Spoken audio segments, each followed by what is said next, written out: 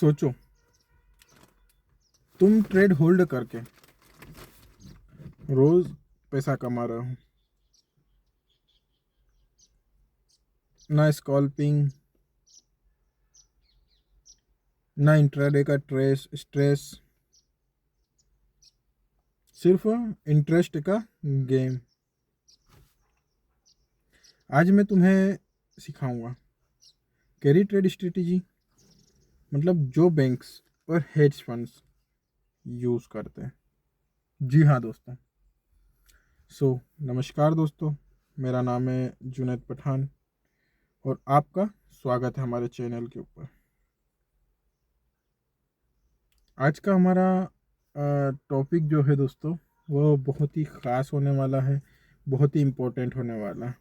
आज का टॉपिक है हमारा दोस्तों फॉरेक्स की सबसे बड़ी powerful long term strategy, carry trade strategy. ठीक है, आज इस वीडियो में हम बात करेंगे कि what is carry trade strategy, कैसे इंटरेस्ट से पैसा बनता है और कैसे सेफ तरीके से अपन इसको यूज़ कर सकते हैं। वीडियो को एंड तक ज़रूर देखिए, क्योंकि स्ट्रेटेजी पेशेंस वालों के लिए गोल्ड माइन होती है। ठीक है, सबसे पहले अपन समझ लेते हैं दोस्तों कि कैरी ट्रेड स्ट्रेटेजी होती क्या है। सिंपल लैंग्वेज में अगर मैं समझाऊं तुम्हें, तो कैरी ट्रेड स्ट्रेटेजी मतलब high interest rate currency buy and low interest rate currency sell, profit interest rate difference यानी स्वैप, प्राइस अप्रिसिएशन। इसलिए बैंक की फेवरेट स्ट्रेटेजी ये है। ठीक है, इंटरेस्ट रेट का क्या रोल है, कंफ्यूज तो हो ही गए होंगे आप, उसको भी मैं आपको क्लियर कर देता हूँ। कैरी ट्रेड का इंजन जो होता है वो इंटरेस्ट रेट का ऊपर टिका होता है। मतलब कि अगर हाई इंटरेस्ट रेट करेंसीज जो है, जैसे यूएसडी कभी कभी, या फिर AUD USD, sorry AUD NZD और एमएक्सएन, और लो इंटरेस्ट रेट करेंसीज जेपीवाई हो गया, सीएचएफ हो गया और यूरो हो गया कभी कभी। By high yield, cell low yield, rose position को स्वैप करो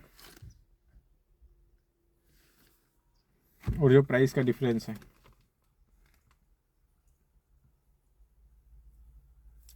जो स्वैप चार्जेस है वो हमें प्रॉफिट के तौर पर मिल ही जाएंगे। ठीक है, पर सिर्फ इंटरेस्ट रेट देखना भी काफ़ी नहीं होता है। सक्सेसफुल कैरी ट्रेड के लिए स्टेबल इकोनॉमी होना चाहिए, सेंट्रल बैंक बुलिश यानी हॉकिश होना चाहिए, लो वॉलेटिलिटी होना चाहिए मार्केट में, रिस्क ऑन मार्केट मोड, मतलब रिस्क ऑन होना चाहिए तो कैरी ट्रेड ऑन, रिस्क अगर ऑफ है सो कैरी ट्रेड ऑफ, छोड़ दो कैरी ट्रेड को, फेंक दो, भगा दो। जी हाँ,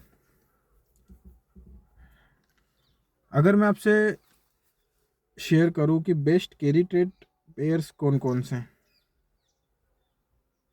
तो उनकी एक लिस्ट बना रखी है मैंने। कुछ पॉपुलर कैरी ट्रेड पेयर्स हैं, AUD JPY, NZD USD, sorry NZD JPY, USD JPY और एमएक्सएन जेपीवाई। जेपीवाई इसीलिए पॉपुलर है क्योंकि उनका इंटरेस्ट रेट हमेशा हमेशा लो रहता है। वीकली और डेली टाइम फ्रेम बेस्ट होता है ट्रेड करने के लिए। ठीक है, अब एग्जीक्यूशन का सीन समझ लो, एंट्री के रूल समझ लो, एग्जिट के रूल समझ लो,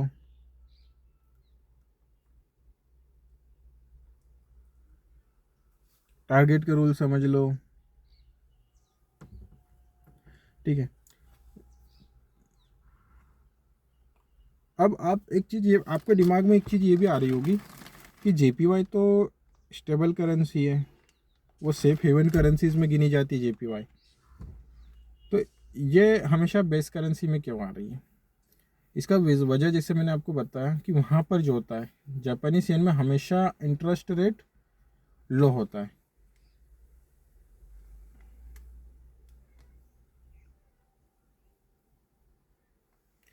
इसी वजह से क्या है कि हमेशा क्वाड करेंसी में आ रही है।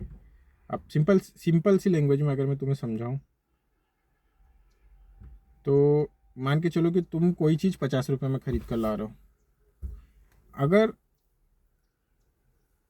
और दूसरे शहर में भी वो तो खरीद कर तो 50 का ही लाएगा, लेकिन अगर तुम उस चीज़ को 100 में बेच रहे हो और दूसरा उसको 30 रुपये में बेच रहा है, वो इंटरेस्ट रेट कम ले रहा है, कम रहा है, बेच तो वो भी उतना ही रहा है, लेकिन उसका प्रॉफिट कम होगा क्योंकि वो कम में बेच रहा है और तुम्हारा प्रॉफिट ज़्यादा होगा। चाहे तुम एक प्रोडक्ट कम भी बेचोगे, उससे 2 प्रोडक्ट कम भी बेचोगे, लेकिन प्रॉफिट फिर भी तुम्हारा ज़्यादा होगा। वजह यह है कि इंटरेस्ट रेट मतलब सॉरी तुम्हारा जो प्राइस जो है वो ज़्यादा है, इसीलिए क्या होगा कि प्रॉफिट भी वहीं पर ज़्यादा होगा। ठीक है, सो अपनों ने कम प्राइस में उठाया, ज़्यादा में बेचा, इससे क्या होता है अपना ही प्रॉफिट होता है, किसी और का तो होगा नहीं। ठीक है,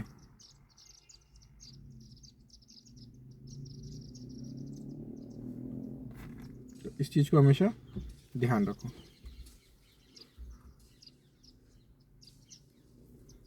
अब मैं आपको बता देता हूँ एग्जीक्यूशन के रूल्स, मतलब एंट्री के रूल्स। मैंने आपको जैसे बताया कि क्या एंट्री का रूल्स है, क्या होल्डिंग स्ट्रेटेजी अपनों को क्या रखना चाहिए, टारगेट्स क्या रखना चाहिए, एंट्री कैसे लेना चाहिए कैरी ट्रेडिंग के लिए। ठीक है, तो सबसे पहले एंट्री के रूल्स समझ लो। सबसे पहले अपनों को क्या करना है कि HTF अप ट्रेंड को कंफर्म करना है। ठीक है, हायर ट्रेंड फ्रीक्वेंसी को अपनों को कंफर्म करना है, ट्रेंड को। अब वेट करो पुल बैक का। भाई अगर आप ट्रेंड में जा रहे, ऐसा नहीं, देखो मार्केट बिना लिक्विडिटी के कभी चल ही नहीं सकता। 101% में बता रहा हूँ कि मार्केट बिना लिक्विडिटी के कभी चलेगा ही नहीं। सो पुल बैक तो होना ही होना है क्योंकि लिक्विडिटी बनेगी वहाँ पर मार्केट में। सो लिक्विडिटी के लिए पुल बैक होना ज़रूरी है। सो पुल बैक पे एंट्री करो। ठीक है, अब ये चीज़ ध्यान रखो कि अगर आप न्यूज़ के टाइम पर ले रहे हो एंट्री तो वहाँ पर तुम अवॉइड कर सकते हो क्योंकि वहाँ पर मार्केट स्पाइक्स होता है, तो वहाँ पे अवॉइड कर दो। एसएल हमेशा वीकली स्विंग लो के नीचे रखो। जी हाँ, वीकली स्विंग लो के नीचे। अब होल्डिंग्स की बात करूँ तो कभी कभी आपको वीक्स टू मंथ तक होल्ड करके रखना पड़ सकता है। स्वैप तो आप कलेक्ट करते ही रहो। जी हाँ, स्वैप आप कलेक्ट करोगे। तो ये स्ट्रेटेजी स्लो है बट पावरफुल भी है साथ में। सही है कि नहीं? मतलब भाई टाइम तो लग रहा है इसमें, पेशेंस होना बहुत ज़रूरी है, लेकिन साथ में ये अपनों को प्रॉफिट भी दे रही है। इस चीज़ का भी अपनों को ध्यान रखना होगा।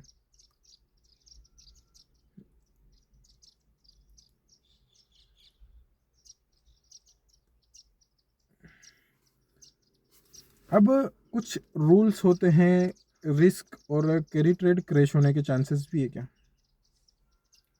यहाँ गलती हुई तो सब उड़ जाएगा तुम्हारा। सो मेजर रिस्क भी कुछ है।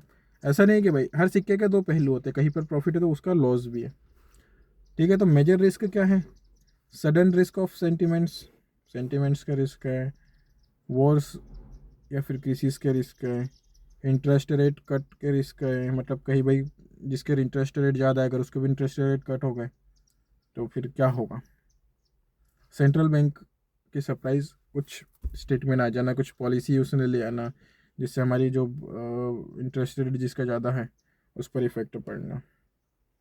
ठीक है, एग्जाम्पल के लिए याद रखो 2008 का क्राइसिस और कोविड क्रैश, कैरी ट्रेड तब रिवर्स हो जाते हैं, ये बात भी ध्यान रखो। ठीक है, ऐसा नहीं कि हमेशा आपको प्रॉफिट ही मिलेगा। सो याद रखो दोस्तों कि कैरी ट्रेड स्ट्रेटेजी उनके लिए है जो फास्ट नहीं स्मार्ट पैसा चाहते हैं। Interest rate plus trend, banker level की ट्रेडिंग हो जाती है भाई ये।